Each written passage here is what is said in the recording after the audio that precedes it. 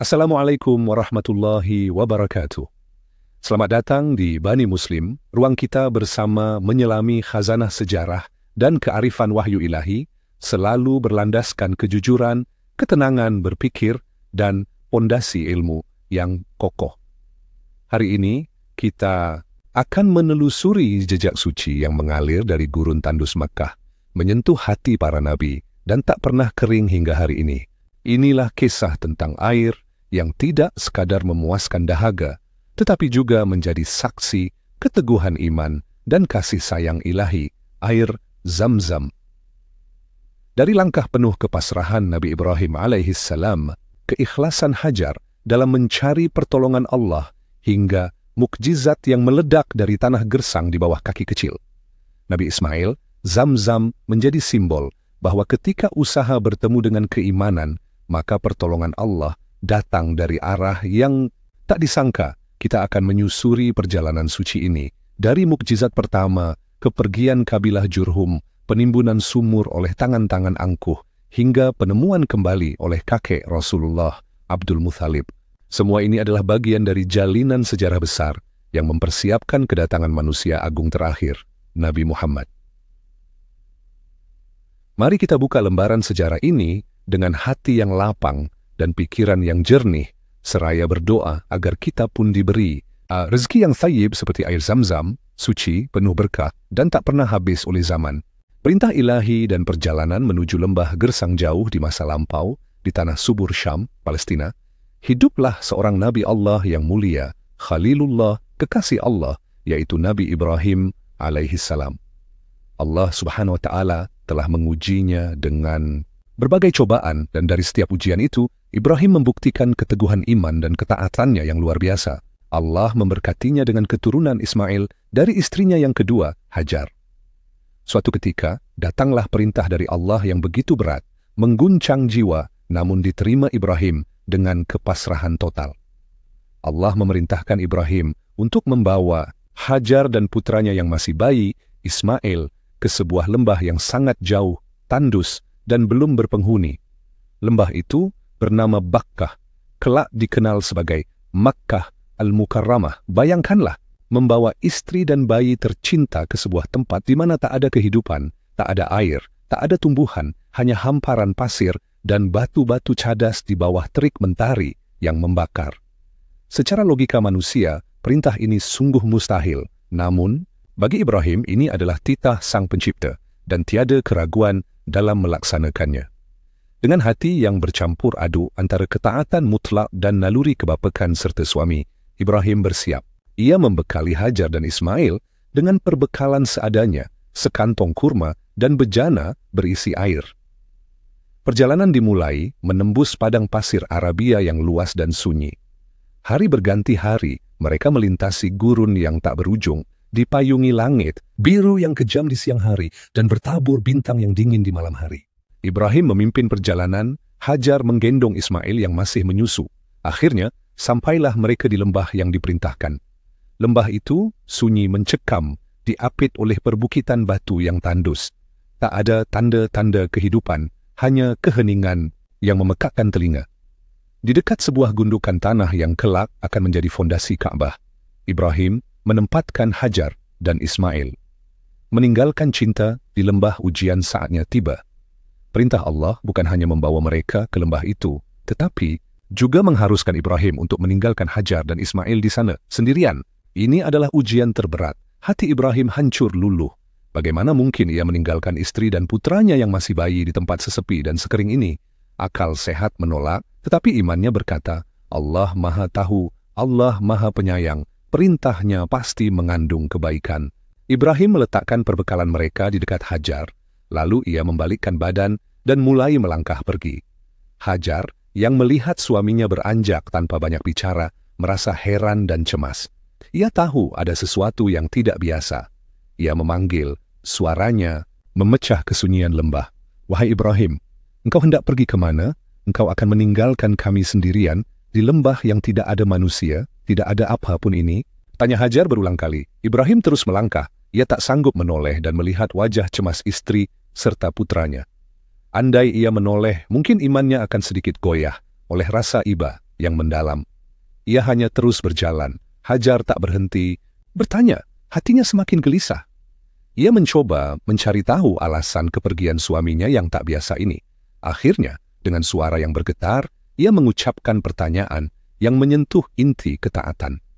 Apakah Allah yang memerintahkanmu untuk melakukan ini? Saat itulah Ibrahim berhenti melangkah. Ia menoleh sejenak, tatapannya penuh keyakinan meski hatinya perih. Dengan suara yang tegas dan yakin, ia menjawab, "Ya." Mendengar jawaban itu, seketika berubah raut wajah Hajar.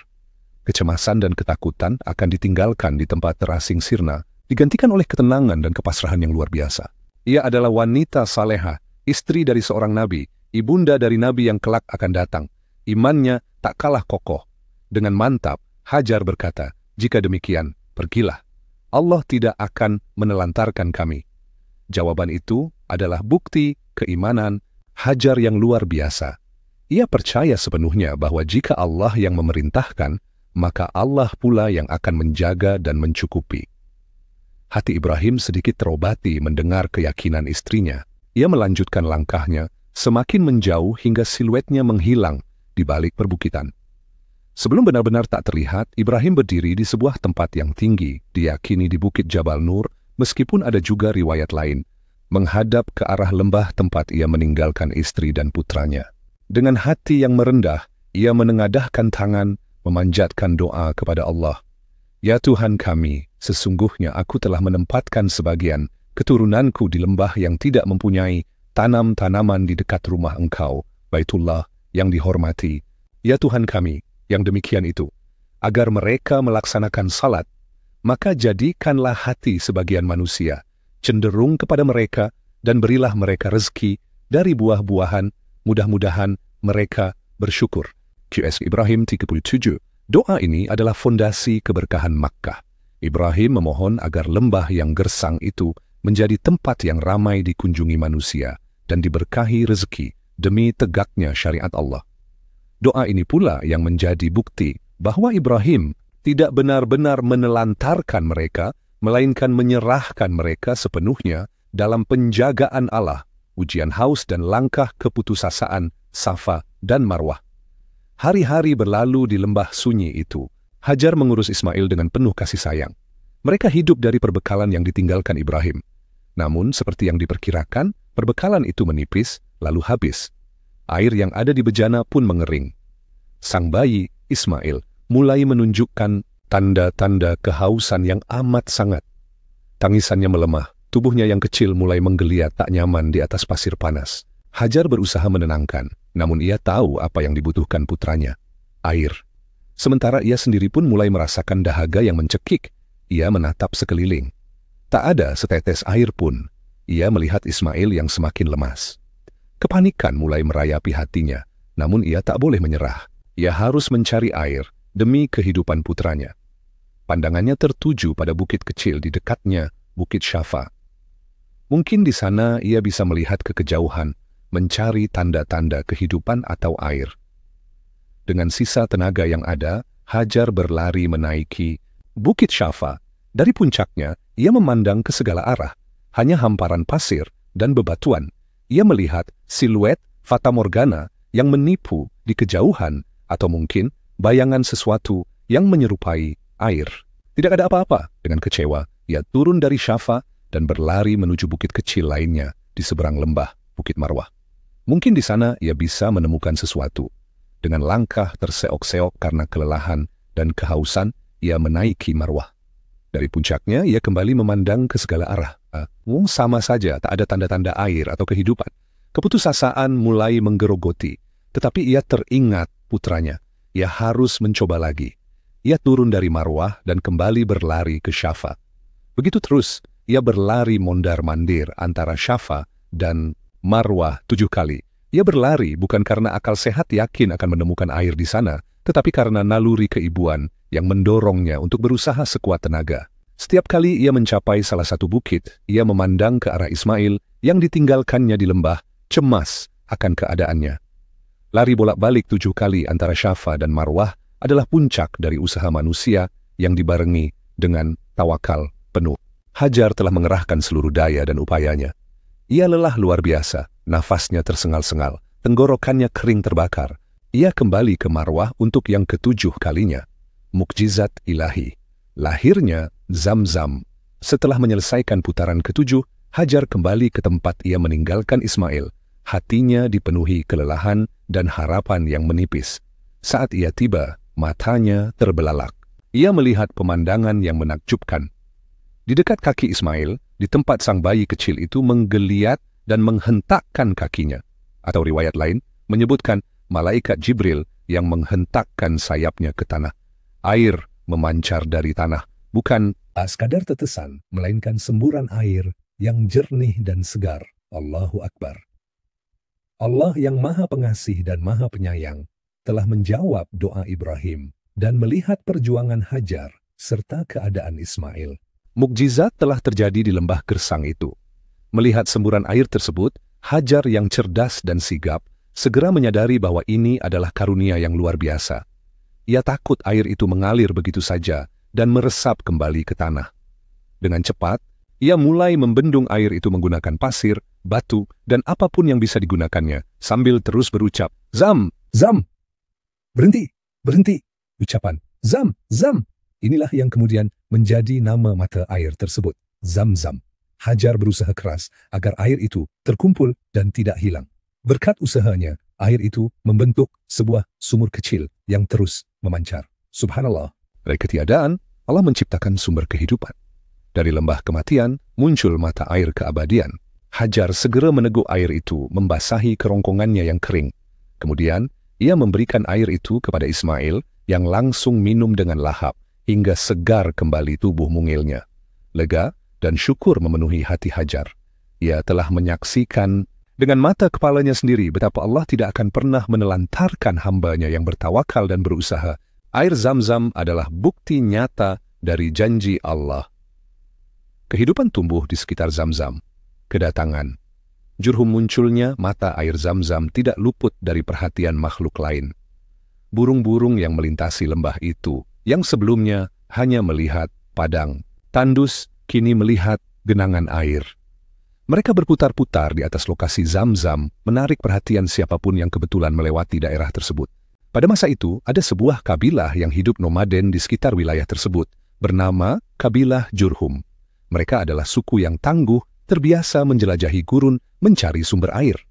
Mereka melihat burung-burung berkumpul di satu tempat, sesuatu yang aneh di lembah yang selalu kering ini. Mereka tahu, di mana ada burung, di situ kemungkinan ada air. Mereka pun mengirim beberapa orang untuk menyelidiki. Betapa terkejutnya mereka ketika menemukan seorang wanita, Hajar, dan bayinya di samping sebuah mata air yang memancar deras. Mereka adalah suku yang membutuhkan air untuk bertahan hidup. Dan menemukan sumber air di lokasi yang strategis seperti itu adalah rezeki besar. Mereka pun mendekati Hajar dengan hati-hati. Mereka meminta izin untuk tinggal di dekat mata air tersebut. Hajar, yang sebelumnya sendirian di lembah sunyi, merasa senang dengan kedatangan mereka. Ia setuju dengan syarat bahwa mereka tidak mengklaim kepemilikan penuh atas mata air itu, dan ia serta putranya tetap memiliki hak atas air tersebut. Kabilah Jurhum setuju, maka mulailah kabilah Jurhum membangun perkampungan kecil di sekitar mata air Zamzam. Lembah yang semula sunyi sepi, kini perlahan hidup. Rumah-rumah sederhana didirikan, unta dan kambing mereka bisa minum dari Zamzam. Kehidupan berdenyut di Makkah berkat karunia Allah melalui mata air Zamzam. Ismail pun tumbuh besar di tengah-tengah kabilah Jurhum. Ia belajar bahasa Arab dari mereka, berinteraksi dengan anak-anak Jurhum, dan menjadi bagian dari masyarakat tersebut. Ketika Ismail beranjak dewasa, ia menikahi seorang wanita dari kabilah Jurhum bernama Sayyidah. Dengan demikian, keturunan Nabi Ibrahim dan Hajar pun mulai berbaur dan membentuk keluarga di lembah Bakkah. Nabi Ibrahim sesekali datang mengunjungi Hajar dan Ismail atas izin dan perintah Allah. Dalam salah satu kunjungannya, Ibrahim dan Ismail mendapatkan perintah untuk membangun kembali Baitullah, Ka'bah, di atas fondasi lama yang telah ada sejak zaman Nabi Adam di dekat sumur Zamzam. Pembangunan Ka'bah ini semakin mengukuhkan kedudukan Makkah sebagai pusat spiritual dan peribadahan. Zamzam pun menjadi sumber air bagi para peziarah yang datang ke Ka'bah. Pergantian penguasa dan hilangnya jejak. Zamzam selama bertahun-tahun, kabilah Jurhum hidup berdampingan dengan keturunan Ismail di Makkah. Mereka menguasai dan mengelola Ka'bah serta sumur Zamzam. Namun seiring waktu, moral dan perilaku sebagian besar anggota kabilah Jurhum mulai menyimpang. Mereka mulai melakukan perbuatan yang tidak sesuai dengan ajaran tauhid yang dibawa Ibrahim dan Ismail, seperti berbuat zalim, mengambil harta para peziarah secara paksa, dan tidak lagi menghormati kesucian Baitullah dan Zamzam. Allah Subhanahu wa Ta'ala tidak meridai penyimpangan ini.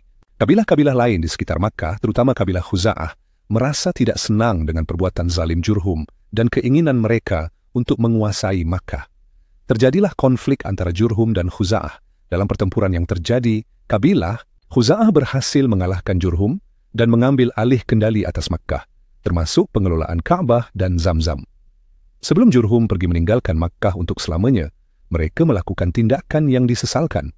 Sebagai bentuk kemarahan dan keputusasaan, mereka menimbun sumur Zamzam dengan pasir dan batu, lalu menyembunyikan lokasinya. Mereka juga membuang harta benda berharga milik Ka'bah, termasuk 2 patung kijang emas dan pedang, ke dalam sumur yang mereka timbun itu, lalu meratakan permukaannya agar tidak ada yang tahu di mana lokasi Zamzam berada. Setelah kepergian Jurhum, sumur Zamzam pun seolah hilang di telan bumi. Lokasinya terlupakan, hanya menjadi cerita turun-temurun yang semakin samar di antara generasi. Kabilah Khuza'ah menguasai Makkah, lalu setelah beberapa waktu kekuasaan beralih ke tangan kabilah Quraisy, keturunan Nabi Ismail, melalui Fihr bin Malik, salah seorang pemimpin Quraisy. Mereka mengambil alih tugas menjaga Ka'bah dan mengelola Makkah, tetapi mereka tidak tahu di mana letak sumur Zamzam. Selama bertahun-tahun Makkah kehilangan Zamzam. Masyarakat dan para peziarah mengandalkan sumur-sumur lain yang kualitas airnya tidak sebaik Zamzam atau bergantung pada pasokan air dari luar Makkah. Keberadaan Zamzam seolah menjadi legenda, sebuah kisah dari masa lalu yang mulia. Makkah tetap ramai karena Ka'bah, tetapi kehilangan denyut nadi utamanya yang penuh berkah. Mimpi sang pemimpin petunjuk misterius berabad-abad berlalu. Makkah kini dikuasai sepenuhnya oleh kabilah Quraisy, kabilah yang paling mulia dan berkuasa di seluruh Jazirah Arab pada masa itu. Mereka adalah penguasa Ka'bah dan bertanggung jawab atas kesejahteraan para peziarah. Pada masa ini, tampillah seorang pemimpin Quraisy yang dihormati, seorang lelaki bijaksana dan luhur bernama Abdul Muttalib. Beliau adalah kakek dari Nabi Muhammad. Abdul Muttalib adalah sosok yang memiliki kedudukan tinggi di antara kaumnya. Beliau adalah kepala kabilah Bani Hashim, salah satu cabang paling mulia dari Quraisy. Ia memiliki sifat-sifat terpuji yang membedakannya dari banyak pemimpin Quraisy lainnya yang tenggelam dalam penyembahan berhala dan perbuatan maksiat. Suatu malam, Abdul Muttalib mengalami sebuah mimpi yang aneh namun berulang. Dalam mimpinya, datang seseorang memberinya perintah untuk menggali sesuatu. Mimpi pertama, orang itu berkata, "Galilah Thaibah." Abdul Muttalib bertanya, "Apakah Thaibah itu?" Namun, orang itu pergi tanpa menjawab. Pagi harinya, Abdul Muttalib bingung. Apa makna Thaibah? Ia tidak tahu. Mimpi kedua pada malam berikutnya. Orang itu datang lagi dan berkata, "Galilah Barrah." Abdul Muttalib kembali bertanya, "Apakah Barrah itu?" Namun, orang itu lagi-lagi pergi tanpa jawaban. Kebingungannya bertambah. Mimpi ketiga, pada malam berikutnya, orang itu datang lagi dan berkata, "Galilah Al-Madhmunah." Pertanyaan yang sama terulang dan jawaban tetap tak ada. Abdul Muttalib semakin merasa bahwa mimpi ini bukan mimpi biasa, melainkan petunjuk dari langit. Namun, ia tidak tahu apa makna kata-kata samar itu. Thaibah, Barrah, Al-Madhmunah. Pada malam keempat, mimpi itu datang lagi. Kali ini, perintahnya lebih jelas, meskipun tetap membutuhkan perenungan. Orang itu berkata, "Galilah Zamzam." Abdul Muttalib terperanjat. Nama Zamzam. Ia pernah mendengar kisah tentang sumur Zamzam, mata air kuno peninggalan Hajar dan Ismail yang telah lama hilang. Ini pasti petunjuk tentang sumur legendaris itu. Orang itu melanjutkan memberikan ciri-ciri lokasinya, namun ciri-ciri itu pun tidak serta-merta mudah dipahami oleh Abdul Muttalib. Zamzam itu tidak akan pernah kering, kata orang itu. Ia akan memberi minum para peziarah yang ramai. Ia menyebutkan tanda-tanda di lokasi itu. Ada sarang semut, ada gagak yang mematuk tanah, dan ada 2 patung berhala, yaitu Isaf dan Nailah, berhala yang disembah Quraisy di dekatnya. mimpi itu berakhir. Abdul Muthalib terbangun dengan hati yang berdebar. Ia yakin ini adalah perintah untuk menemukan kembali sumur Zamzam yang telah hilang. Lokasinya disebut di antara berhala Isaf dan Nailah di dekat Ka'bah. Namun, apakah tepatnya di sana? Pencarian dan tantangan dari kaum Quraisy keesokan harinya, Abd al-Muthalib memutuskan untuk bertindak. Ia mengajak putranya satu-satunya saat itu, karena putra-putranya yang lain lahir belakangan, Al-Harits, untuk membantunya menggali. Bersama-sama mereka pergi ke area sekitar Ka'bah, di antara lokasi berhala Isaf dan Nailah. Abd al-Muthalib mulai mengamati tanah di sekitar situ, mencari tanda-tanda yang disebutkan dalam mimpinya, sarang semut yang aneh atau gagak yang berperilaku tidak biasa. Ia mulai menggali di lokasi yang ia yakini paling sesuai dengan petunjuk mimpinya. Kegiatan Abd al-Muthalib dan putranya ini menarik perhatian kaum Quraisy lainnya. Melihat seorang pemimpin besar seperti Abd al-Muthalib menggali tanah di area suci dekat Ka'bah, mereka merasa heran. Sebagian dari mereka mendekat, menanyakan apa yang sedang dilakukannya. Abd al-Muthalib menjelaskan tentang mimpinya dan keyakinannya bahwa ia diperintahkan untuk menggali kembali sumur Zamzam. Reaksi kaum Quraisy bervariasi. Ada yang meremehkan, menganggapnya hanya mimpi kosong. Ada yang sinis, menuduhnya mencari harta karun. Dan yang paling penting, kabilah-kabilah Quraisy lainnya mulai menentang. Mengapa hanya engkau yang menggali sumur itu, wahai Abd al-Muthalib? Kata mereka dengan nada menantang. Jika engkau menemukan sumur itu, airnya adalah hak kita bersama. Ini tanah milik kita semua, sumur ini peninggalan nenek moyang kita, Ismail. Kami semua berhak atas airnya.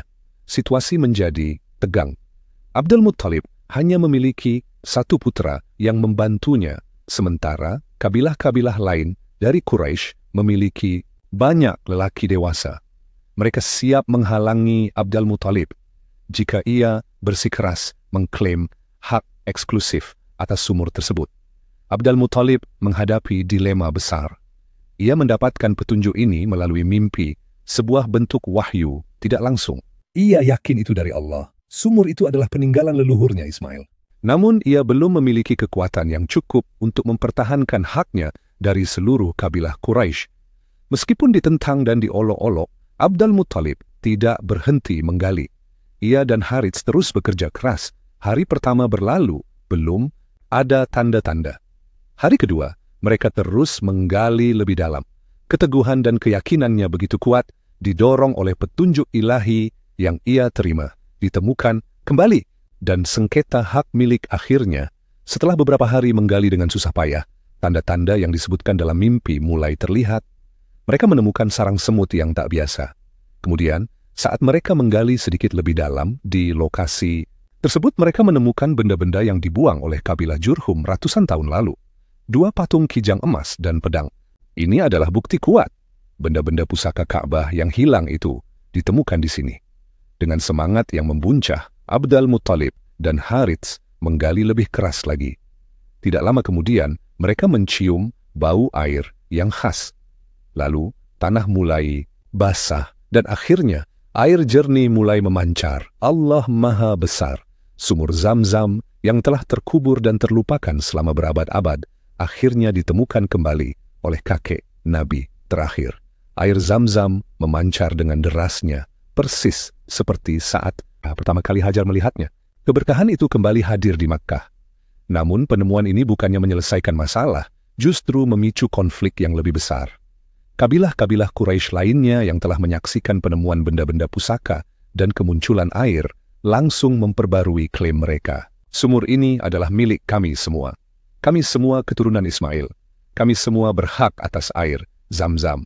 Seru mereka. Abd al-Muthalib dengan tegas menjawab, tidak, sumur ini adalah milikku. Aku yang diperintahkan untuk menggali, dan aku yang menemukannya.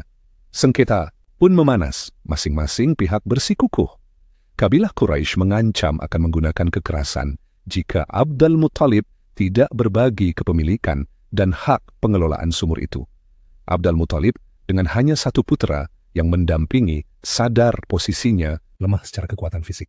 Ia memiliki 10 putra yang dewasa kelak termasuk Abdullah, ayah Nabi Muhammad, tetapi saat itu ia hanya punya Harits. mereka tidak mencapai kesepakatan. Situasi hampir mengarah pada pertumpahan darah.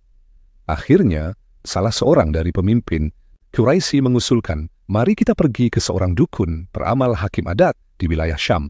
Biarlah dia yang memutuskan siapa yang berhak atas sumur ini. Abdi Al-Muttalib menyetujui usul ini karena ia yakin kebenaran ada di pihaknya dan Allah akan menunjukkan jalannya.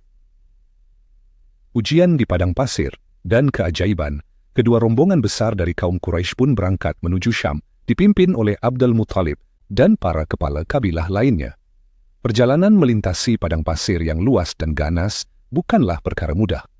Mereka mengendarai unta, membawa bekal makanan dan air secukupnya. Di tengah perjalanan, di padang pasir yang sunyi dan jauh dari sumber, hai manapun persediaan air rombongan Abdul Muttalib habis. Mereka menghadapi kondisi yang mengerikan, kehausan yang mencekik di tengah gurun yang tak berujung. Mereka sangat menderita dan kematian terasa begitu dekat. Kabilah-kabilah Quraisy lainnya yang masih memiliki sedikit air tidak mau berbagi dengan rombongan Abdul Muttalib karena permusuhan terkait Zamzam. Abdi Al-Muttalib dan para pengikutnya, meskipun sedikit, berada dalam keadaan bahaya besar. Unta-unta mereka pun kehausan. Dalam situasi genting ini, Abdi Al-Muttalib tidak menyerah. Ia menengadahkan tangan ke langit, memohon pertolongan kepada Allah Tuhan Yang Maha Esa yang telah menunjukkan lokasi Zamzam kepadanya melalui mimpi. Ia berdoa dengan penuh ketulusan dan kepasrahan. Saat Abdul Muttalib sedang berdoa, atau tak lama setelah ia selesai berdoa, sebuah keajaiban kembali terjadi di hadapan mata seluruh rombongan. Unta yang ditunggangi Abdul Muttalib saat berdiri dari posisinya menghentakkan kakinya di tanah yang kering. Seketika itu juga, dari bekas hentakan kaki unta tersebut, memancarlah air yang jernih. Allahu Akbar. Air muncul di tengah padang pasir yang gersang, hanya untuk rombongan Abdul Muttalib. Nah, ini adalah mukjizat kedua yang dialami oleh Abdul Muttalib terkait air setelah penemuan Zamzam. Kaum Quraisy lainnya yang menyaksikan pemandangan menakjubkan ini sangat terkesan. Mereka melihat bagaimana Allah memberikan air kepada Abdul Muttalib dan rombongannya di saat-saat paling kritis, ketika mereka sendiri pun mulai khawatir dengan sisa air mereka. Mereka melihat tanda kekuasaan Allah dan keberkahan yang menyertai Abdul Muttalib. Mereka pun menyadari tidak ada gunanya melanjutkan perjalanan ke Syam untuk meminta keputusan dukun. Allah sendiri telah memberikan keputusannya melalui keajaiban ini. Allah telah menunjukkan keberpihakannya kepada Abdul Muttalib. Para pemimpin kabilah Quraisy lainnya pun menghampiri Abdul Muttalib dengan rasa hormat. Ya berbal-bal sadar begitu, wahai Abdul Muttalib, demi Allah, kami tidak akan lagi menentangmu mengenai Zamzam. Sungguh, yang memberimu minum di tempat tandus ini adalah zat yang memberimu Zamzam.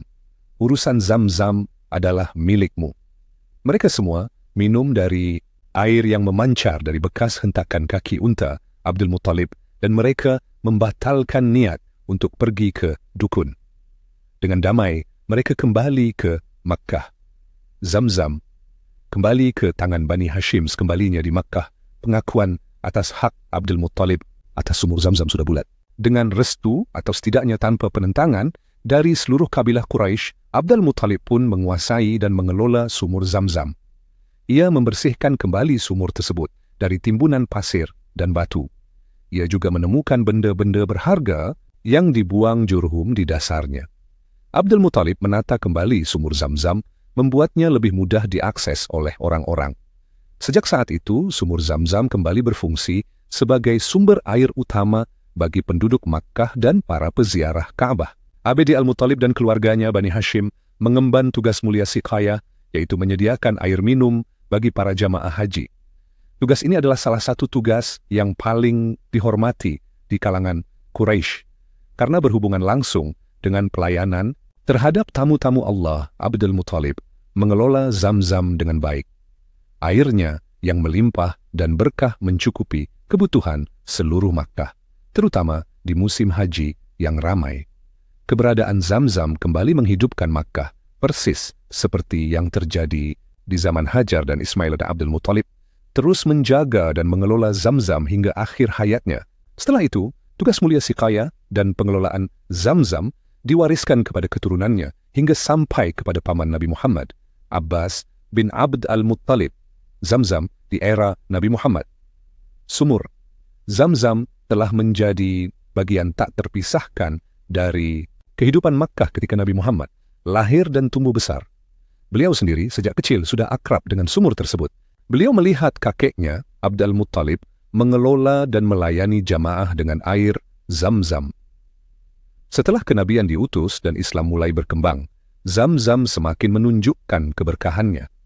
Nabi Muhammad sering minum air Zamzam. Para sahabat pun mengetahui keutamaan air ini dari lisan Rasulullah. Sendiri Rasulullah bersabda tentang Zamzam, sesungguhnya air Zamzam adalah air yang diberkahi.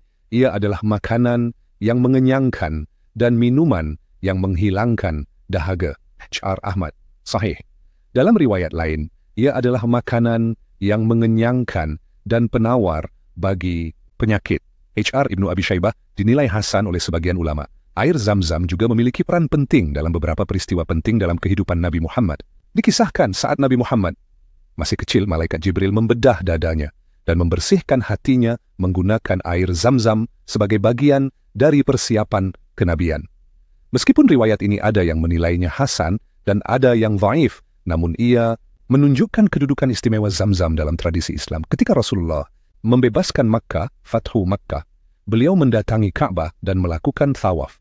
Setelah itu, beliau meminta air dan dibawakan air Zamzam.